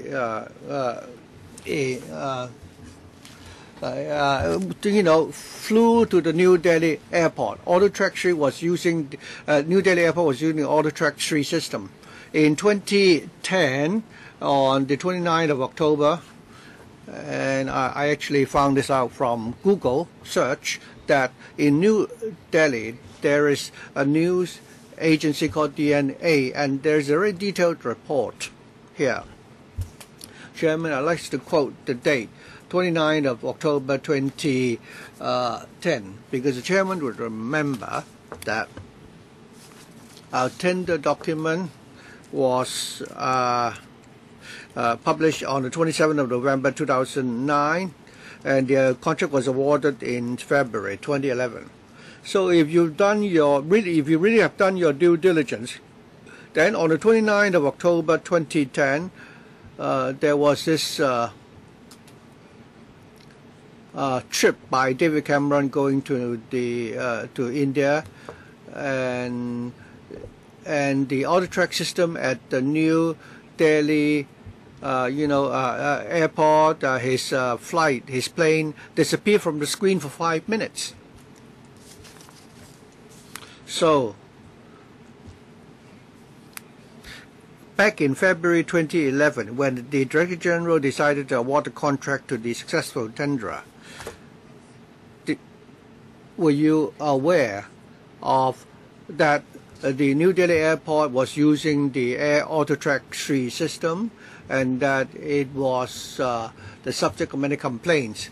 Other than the incident on July the 28th, resulting in the New Delhi airport calling tender again and bought a new system. On the 14th of January and 26th of January, the New Delhi airport air traffic control system 3, the Audit 3 system, without any forewarning, broke down suddenly. That's the report, according to DNA. Was the Director General aware of this then? DG, please. I'm not aware of such incident, but I want to clarify that the disappearance of a plane on the radar is a very complicated issue. Even if I saw it myself, I wouldn't know the details without technical analysis. If we blame it on the system before a technical analysis is available, it would be premature. And when we granted the contract in February 2011, we followed all the procedures and we assign scores on a fair basis. Can you address his question first? The question was very clear. Were you or your colleagues aware of the incident? Well, maybe I will help her. Were you or your colleagues aware of such incidents? Please don't try to nitpick the words. I wasn't aware, and I just asked my colleagues, and they were not aware of such incidents.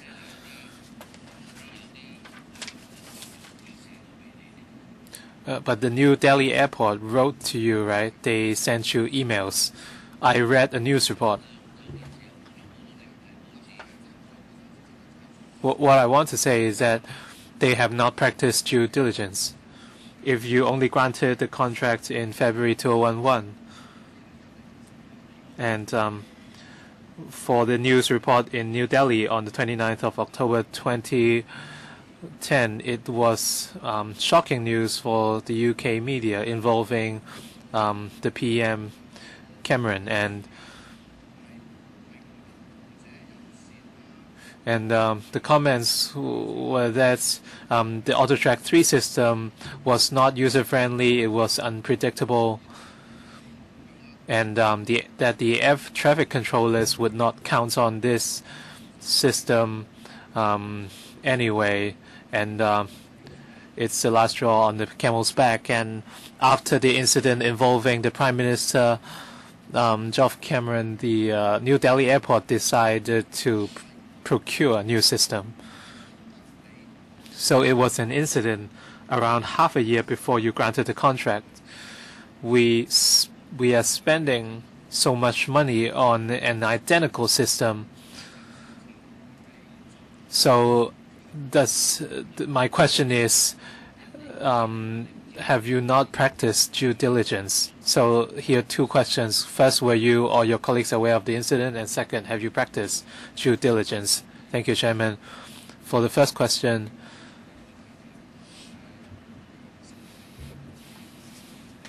the question was if it was reported in the news in New Delhi, myself and my colleagues were not aware of the incident. I'm not sure whether our engineering colleagues are aware as well. But if you refer to the tender document, they have to report any incidents with you. Can you go back to the tender document? You should be very familiar with it. They have to explain themselves to you. So the question from Mr. Leung was very, very clear. I think it's unreasonable for you to ask him to be familiar with the tender document. And under 8.4, for the point on proven performance records, then it turned out that that condition wasn't necessary. For the final 5 tenderers, for the 3 tenderers chosen, were all of them aware of your interpretation? You wrote one thing, and but you meant something else. So you're like the MPCSE, and your interpretation is different from what's being written, and the tenderers are unaware of that.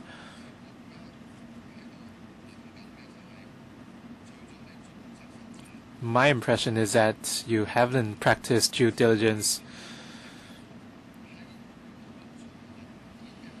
and at the same time, the tendering exercise is inadequate from the drafting to the execution and interpretation and so on.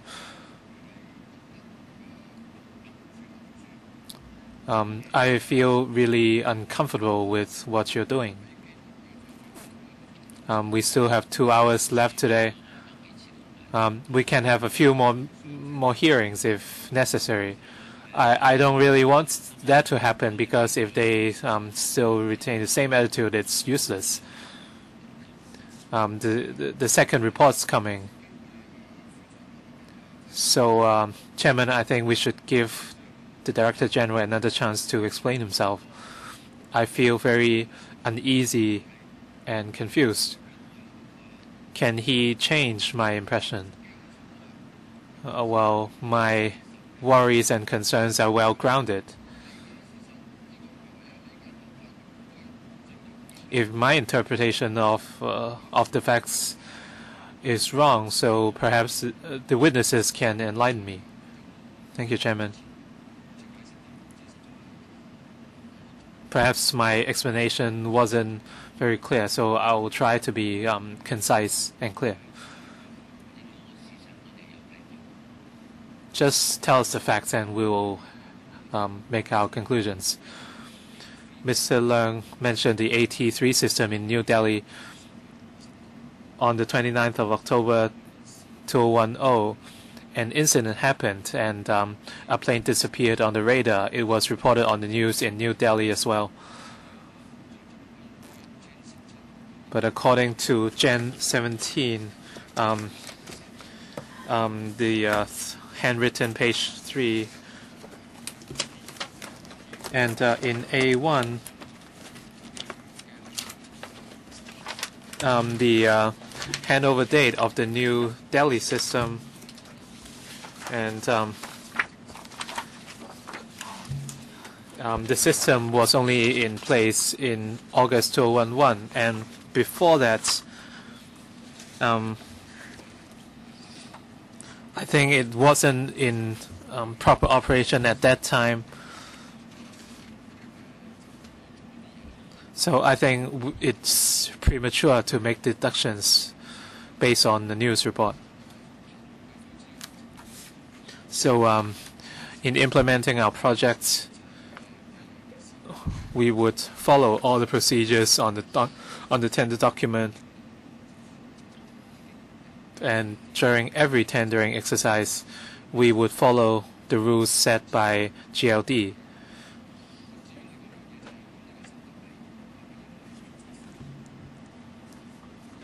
And whether the New Delhi airport decided to retender the projects due to issues with Audit Track 3, and in mid-2013, we exchanged some emails with New Delhi airport. And the message we got at that time was that they have to, perhaps I'll read out what they wrote. Upgrading the system in Delhi is due to relocation of the ATS operating complex from its present position. 因為最主要咧，佢要將一個控制中心嘅呢套系統嘅 They had to relocate the physical location of the ATC centers, and that's why they needed to conduct retendering. They had to relocate the existing system because they could not relocate the existing system. So with the new system, they had to open tendering again, and the results could not be controlled by the New Delhi airport. It depended solely on the scores of the tenderers. So a final follow-up question.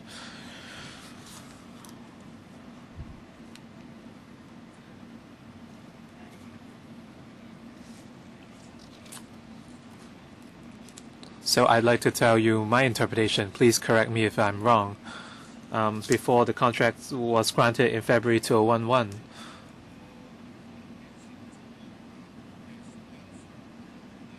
the Civil Aviation Department and Assessment Panel never visited any other airports in the world using Auto Track 3, right? Whether it's Mumbai or New Delhi. So is that the correct view? They never visited any airports using AT3. Basically correct. After the tendering exercise opened, did you visit any of those airports before the tendering exercise? Quite a long time ago, before we drafted our tender paper, our colleagues visited ATC centers all over the world. in response to his question, did he visit those 3 airports?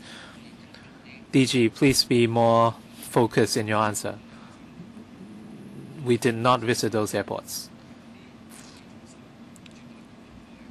But I want to tell you that most of these ATC centers opened after mid-2011, and but our tender document was drafted way before that.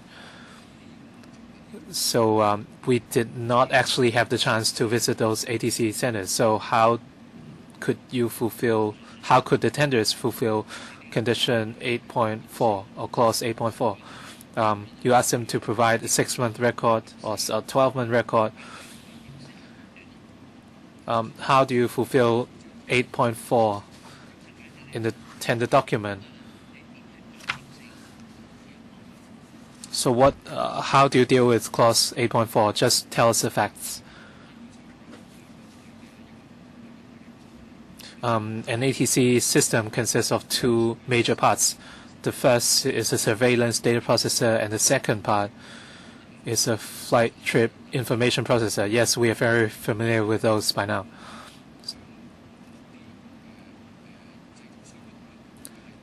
For some manufacturers provided reference sites for these 2 major components. So we would see whether they are capable of these systems. The technical score of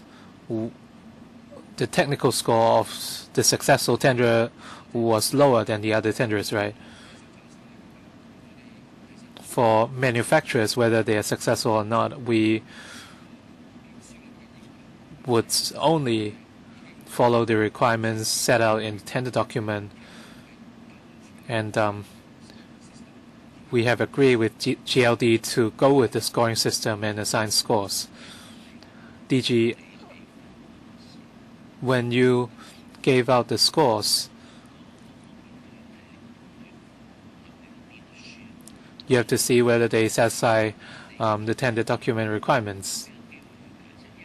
We are trying to give you a chance to explain yourself. We are stuck at 8.1 and 8.4. How do you deal with it? We are at a dead end, and I hope you can clarify the issue for us. So, do we need another hearing? DG, you did not visit those airports, and so the question is again for 83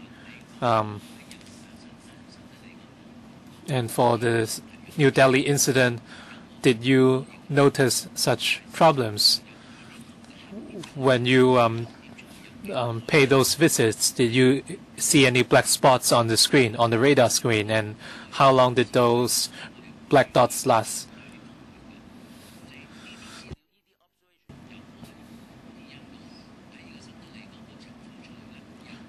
Did you have similar observations as the New Delhi airport? Safety is very important for this system, so please, can you tell us more? When you conducted the testing, whether it's factory testing or on-site testing, did you encounter any of these problems?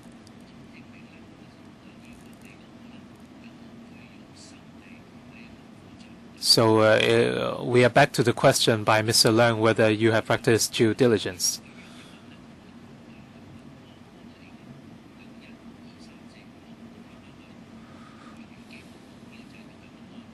So the most important thing of the system is safety. We are giving you a chance to tell the Hong Kong public whether this system is safe.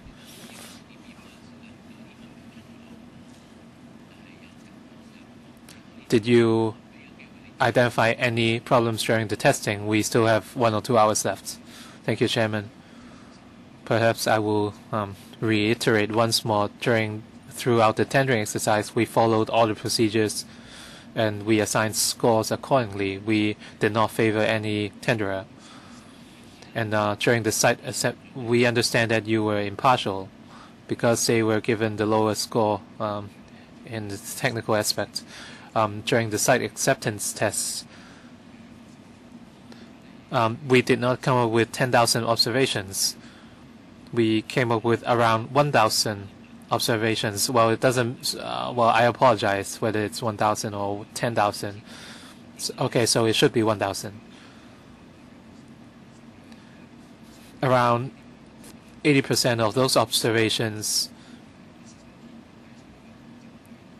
were not serious according to our assessment team.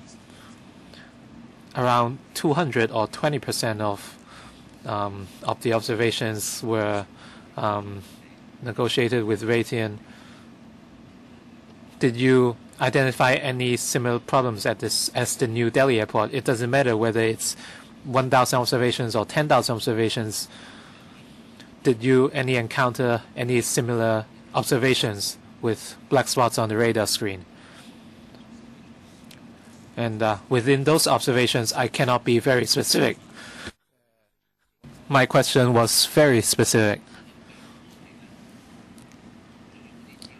We have some information on hand. These are not public information, so I'm just giving you a chance to explain the facts to the public. You cannot say you don't know anything. This is about safety. Hong Kong is an international aviation hub. If you found problems, it's okay. You just have to make improvements and assure the public of its safety. But you are not answering our questions. Chairman, during the final handover of the system, I can guarantee that the system will be completely safe. And for the New Delhi incident, we never read the technical analysis. But since 2 years ago, we started talking with New Delhi Airport, and they told us that their system is okay. And of those 1,000 observations, we are working with the successful tenderer on rectifying these errors. Eventually, during the handover, we will conduct a risk assessment and we'll continue to make improvements. But if the system is ultimately not safe, we will not put it into operation. So I hope the PAC and the public can be reassured. We are very confident of the Civil Aviation Department, and that's why we give you the chance to explain yourself to the entire public. If you said you missed something at that time, if you introduced this system to Hong Kong, you refuse to answer whether you encountered such problems. If you encountered such problems, then you would do something, and if that's the case, we'll be reassured. But now you're not answering our question. Director General, we have spent $576 million for the system, and if you put in training costs, it's even more. As you told Raymond Wong, you wouldn't have to spend tens of millions more on manpower for those $580 million. If you add in another 80 million, the figure is similar to another tender, and the unsuccessful tenderer had a higher technical score. So we have questions, and you have to help us answer these questions so that we're convinced that your decision was correct. So first of all, you granted the contract to the tenderer, and you also paid extra. And we then considered the tender assessment scores, both were similar. And for this tenderer, there is a delay of 3.5 years, and you also need to pay 60 to 70 million dollars. And this is a value for money perspective. We have to ask these questions. Now, let me advise the Director General of Civil Aviation this: don't just give any casual promises. Otherwise, the chartered flight of Premier Xi Jinping, when arriving in Hong Kong, the dot on the radar screen may disappear, and that could be a big problem. Now, Chairman, the question is this: we are now on the 28th of July, after the New Delhi incident, after what happened to David Cameron, the airport decided to procure another system, and the Mumbai airport also decided not to use 83. And for Dubai, it's heard that recently the CAD sent staff to see the airport, and it was understood that a lot of components at that airport are now manually operated, and they're no longer using or relying solely on the system. So should we continue to use something that others are already giving up on? Because ultimately, AutoTrack may only be used by Hong Kong. We may fully embrace it, but other airports are giving up on the system. So my question for the DG is this: are we heading this direction? Are we using something that others are already giving up on? No, that's not the case. We're following the tender procedures, and when the two envelopes are opened, we choose the one with the highest scores. So it's not the case that we're using something that are no longer used by others. But we're talking about, you're talking about what happened in 2012, but we're talking about March 2015, where we see a lot of problems. In 2011 and in 2015, what problems arose? Don't tell us how fair the tendering process was, etc. Answer the question. DG, so for the problems identified in the past 2 years, our objective is to try to use the system in a safe and reliable manner. All right, Mr. Paul Chair. Well, Director General, your performance is such that although it may not be, as Raymond Wong puts it, that it will be a disaster for the 3RS, then at least your performance have an implication on how we assess the 3RS. So you have to be very careful in answering our questions. Don't give us vague answers. Tell us specific answers. My question is this, DG. There have been delays, and be it site acceptance test or factory acceptance tests, so many observations have been identified. Now, although the DG said that 80% of the 1,000 observations are non-essential, and 90% of the non-essential observations have been resolved, there are still 20% essential observations outstanding. At any time, has the CAD considered exercising its right to terminate the contract? DG, he's referring to 4.1 or 44.1.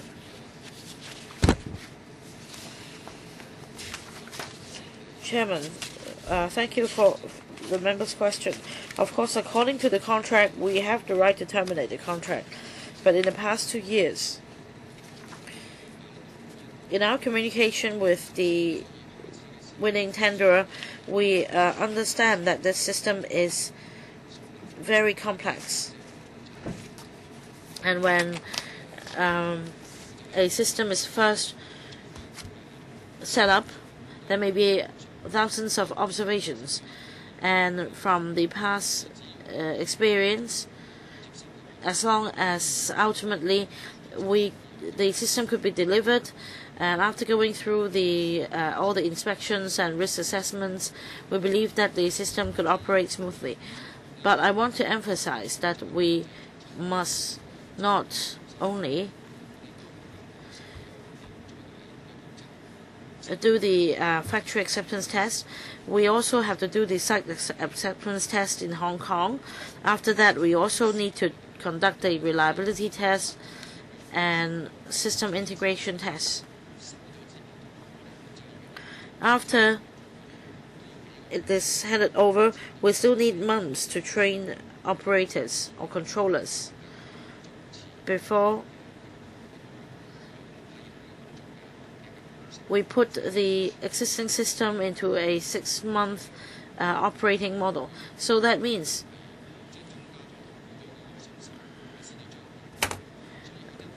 we will be more and more confident in the system before it's finally put in place.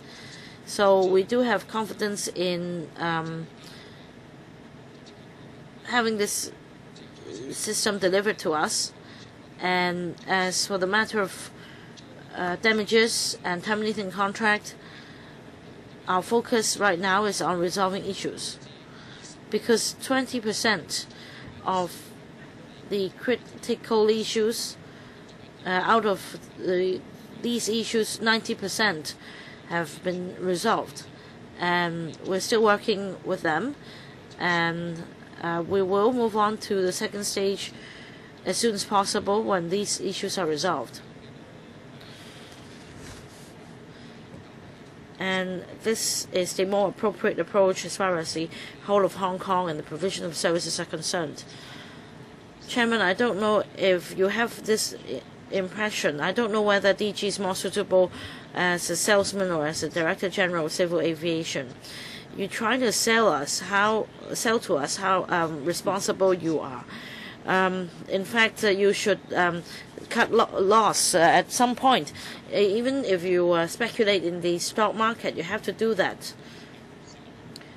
Or is it that we'll continue to suffer losses? Well, DG, because we are spending $20 million a year, any measures to cut loss?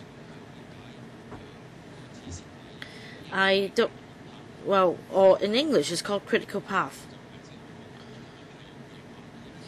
Well, maybe not translated in this way, but I think judging by common sense, any investment decision or any action when it comes to a point beyond repair or remedy, even for marriages, then you have to stop somewhere.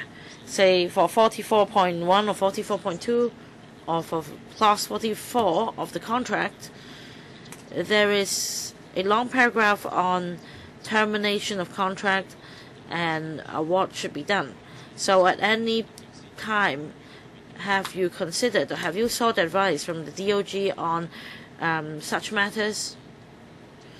As far as I understand, we have not sought any instruction from the DOJ or advice from the DOJ as for when to cut loss or terminate the contract.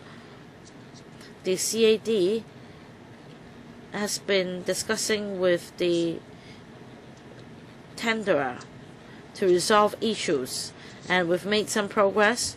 Things are positive.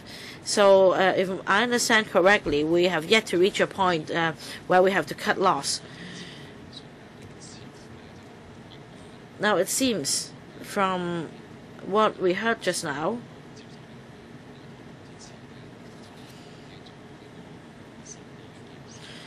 that before the contract was awarded, the department did not conduct any site inspection. And despite your explanation, it seems that there is a consensus that basically this system has not been subject to any testing, and there is no previous performance record as such. And DG, you answer that this is inevitable because otherwise we won't be able to use the latest technology. DG, is that your reason? Is that your explanation? DG, yes, that's correct. But let's bear in mind, let's not forget that in other ATC centers this system was once used or is being used. Now, then please bear in mind the point about not necessary to remind us that we shouldn't forget. We won't forget comparable systems in the past. I think that's also the same for bills. We also draw reference from other jurisdictions. We need to have some reference. That's why it's included in the contract or the tender document. I agree. So that means there is no performance record, and no offense to other jurisdictions, but if you say that the system is only used by the Mumbai and the New Delhi airport, I don't think the public in Hong Kong would consider those reliable references.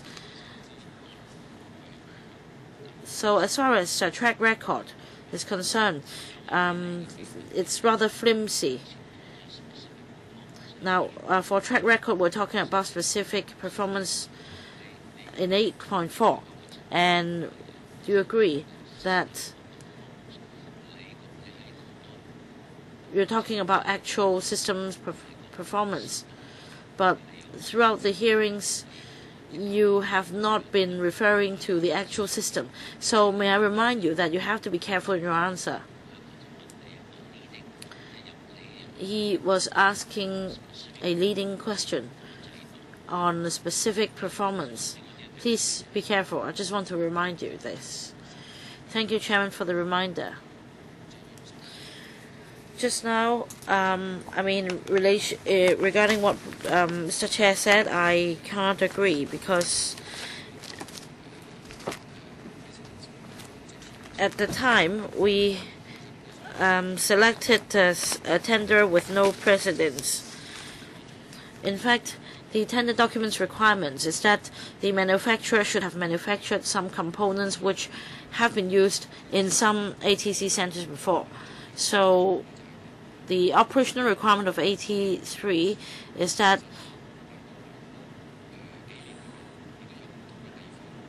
for the title Auto Track 3, indeed it has been used by several jurisdictions in the past 3 years. So if you want to know the difference between the system in Hong Kong and in other places, the major difference is that we have different requirements. For Auto Track 3, it has been used in some systems in the past 3 years. So is it the case that we've chosen a tender with no precedence, thereby causing a delay? I don't think this is well-founded. So what does that mean? Does it mean that the delay is justified? No, not so. But in relation to the tender documents and the requirement, we awarded scores, and we chose the tenderer with the highest scores in the 2 envelopes. Of course, the delay has to do with a number of reasons, and this is exactly what we're trying to resolve. You don't resolve the reasons, you resolve issues. The reason is that the tender document is vaguely written and is subject to different interpretations, and then you learn about the problems and you try to resolve them. Well, Chairman, as I said a number of times, the system is complex, and apart from problems with the system, there are also local circumstances, because we need local data management support.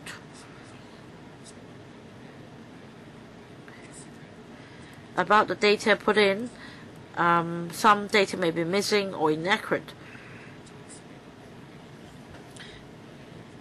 causing the performance of the system to have yet to meet our requirements. But we are confident that the system, after going through all the tests, could be implemented and operated. Now, we are not as confident because you cannot resolve the issues on your own. You must rely on the contractor or the manufacturer in resolving issues. So what gives you the confidence that things could be resolved if you wait long enough instead of cutting loss now? Now, please analyze the question to him in relation to Clause 44. Now, we're still looking into this issue. Now, what gives you the confidence? Well, over the past period of time, apart from relying on the manufacturer, we also consider the information presented to us and the information related to the system's operation in local circumstances, and we have seen some improvements in the past, and we're therefore confident. We discussed with colleagues to find out about improvements of the system, and they also agree that there have been improvements, and therefore we are confident that after going through the tests, we're confident that the system could be put in place for use. Similarly, in other jurisdictions, the system AutoTrack 3 has been used in the past. Well, there has been a delay, and there are still outstanding issues. And DG, is it your evidence that you will see a breakthrough and that all issues will be resolved? No, not a breakthrough as such, but I want to emphasize that the software and the system is very complex, and we need local data input for it to operate, and there must be seamless coordination between the two before the performance could reach a standard that could meet our standard. So we're resolving issues positively, and we're confident about this. If the system could be handed over to us in the coming year, then all the so-called critical issues should have been resolved by them. If these issues are not resolved, we won't take the system. Now, but it is objective fact that, in fact, no airport in the world is using the system that Hong Kong will be using. Is that right, DG? I can only say that your statement is partly true. What is untrue is that in several ATC centers in the world, the AutoTrack 3 system is used. So that means our system. And your statement is partly true because even if this is AutoTrack 3, it consists of two major components, and there are also supporting software. For the ATMS or the ATC, there are 8 tender documents. Is there such a system in the world developed on the basis of these 8 tender documents? I don't think so. The same car, if you buy a car, then there could be different makes, different models, there could be variations. But out of your 8 tender documents, 2 to 3 are AutoTrack 3. And our question is very simple, DG. Your competent and experienced colleagues have taken over a system and without a proper factory acceptance test, The system is introduced in Hong Kong with 1,000 observations, and with your experienced colleagues, these observations were identified. Problem doesn't lie with your colleagues. Whether or not you made the right decision, not so many problems in the system, as a result of which we have to spend $20 million extra every year for 3 years, and the problem is still not yet fully resolved. You've only fixed 80%.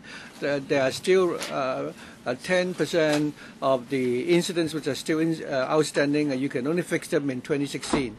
So we want to find out whether something has gone wrong with the system, so that you need to follow up on so many of these problems.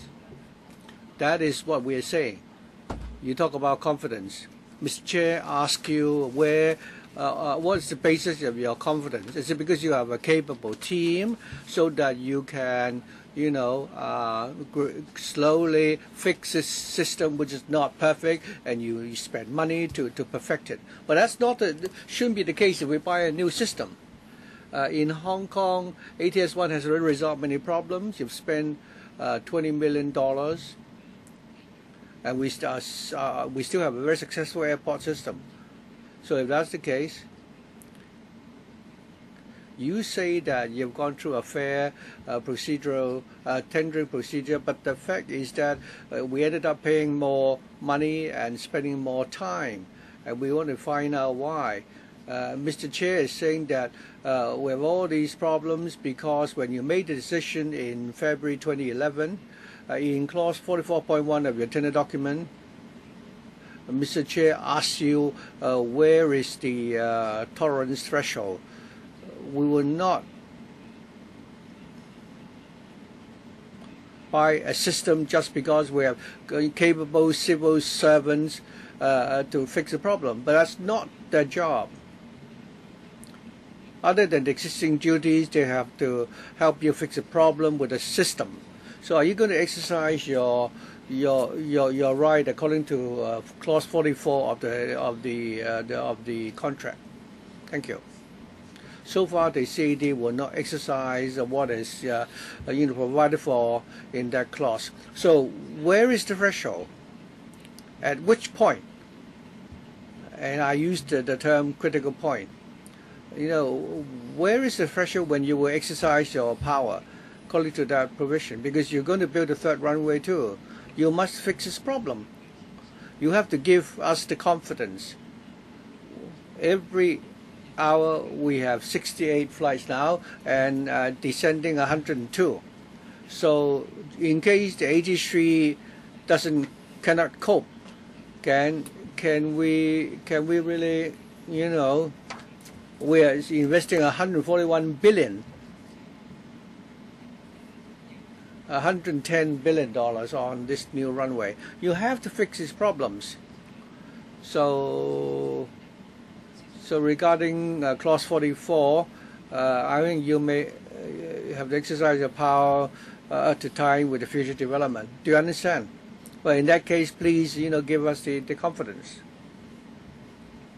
For the CAD, over the past period, we had lots of communication with the manufacturer. Every week, our senior management have been in telephone, communicating with them through the telephone. So whether it's the manufacturer or the CAD, we are confident that we can proceed with the project. So far, we are not considering to terminate the contract agreement. We are confident that we can continue with this. When can you deliver full system? Until the manufacturer or the CAD, so there's no deadline. You've promised that the system will be commissioned in early 2016. Regarding the first half of 2016, we still have the confidence that we can take delivery of the system. And to answer your question, unless the CAD has already lost its confidence, or the manufacturer also doesn't have the confidence, or if both parties don't have the confidence, then we may have to consider how we can resolve the problem. In other words, your deadline will be early the first half of 2016. I don't think I can say that. I'm exactly asking you this. Could you tell me where that point is? Should we wait forever, massaging each other as if. I don't know what's the analogy. Are you scratching each other's back? We will soon have to approve the construction of the third runway. So, Director General.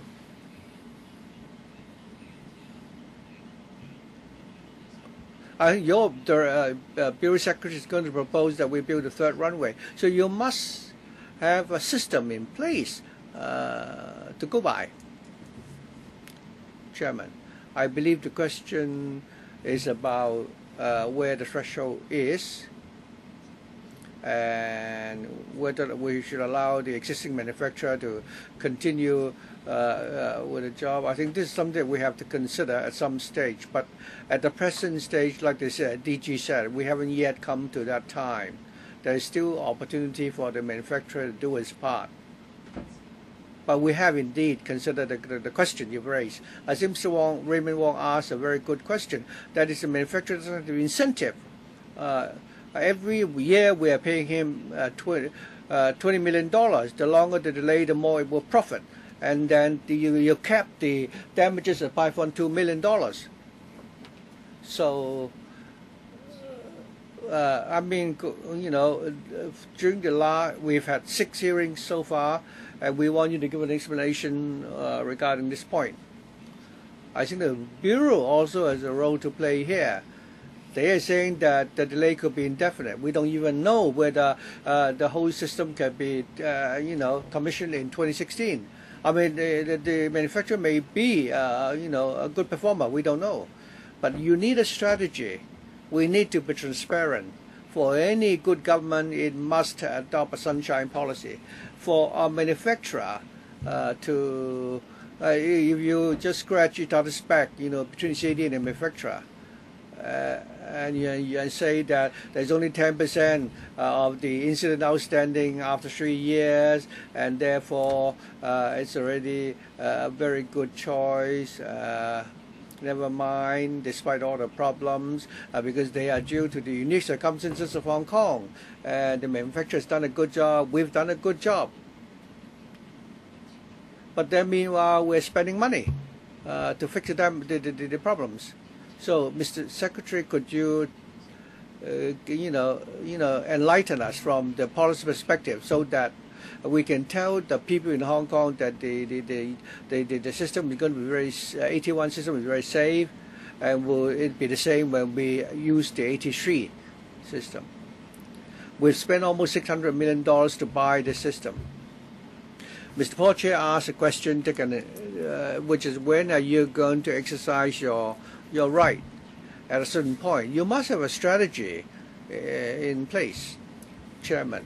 I've already said that this is a question raised. The question raised by members is something that we need to consider, and we also have this mindset to consider the problem.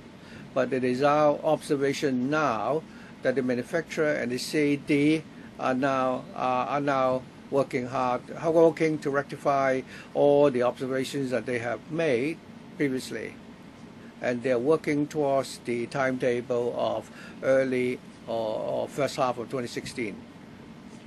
Given such progress, while we are bearing this question in mind, I don't think we should be talking about that at this stage. I'm not asking you should do it at this stage, Chairman. Let me chip in. Well, the evidence is very clear. Whether it's the CAD or the THB,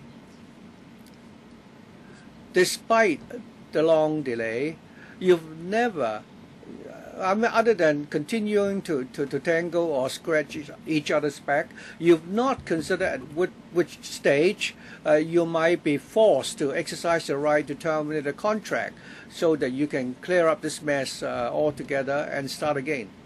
What is regrettable now is that the CAD is telling us it has the confidence and we have to accept your confidence. The TXP is saying that the CAD said it's okay, and so do you have a neutral third party with the right professional background to make an assessment?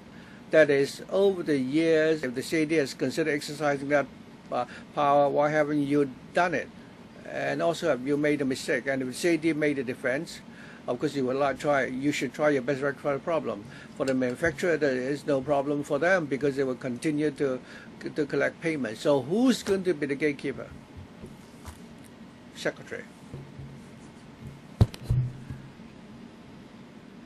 Well, we equally concerned as to when the system can be, we will be able to deliver a system and operate a system. If we cannot complete it in 2016, I'm talking about the latest timetable. So what should be our contingency? We've been thinking about this all along. However, at this stage, I cannot disclose what would be our contingency plan. All of a sudden, you're now prepared. Okay, we're now making the preparation. I must emphasize, and we've also noticed that the CAD and the manufacturer indeed have made progress. And this progress indicates that we will be moving towards the target time.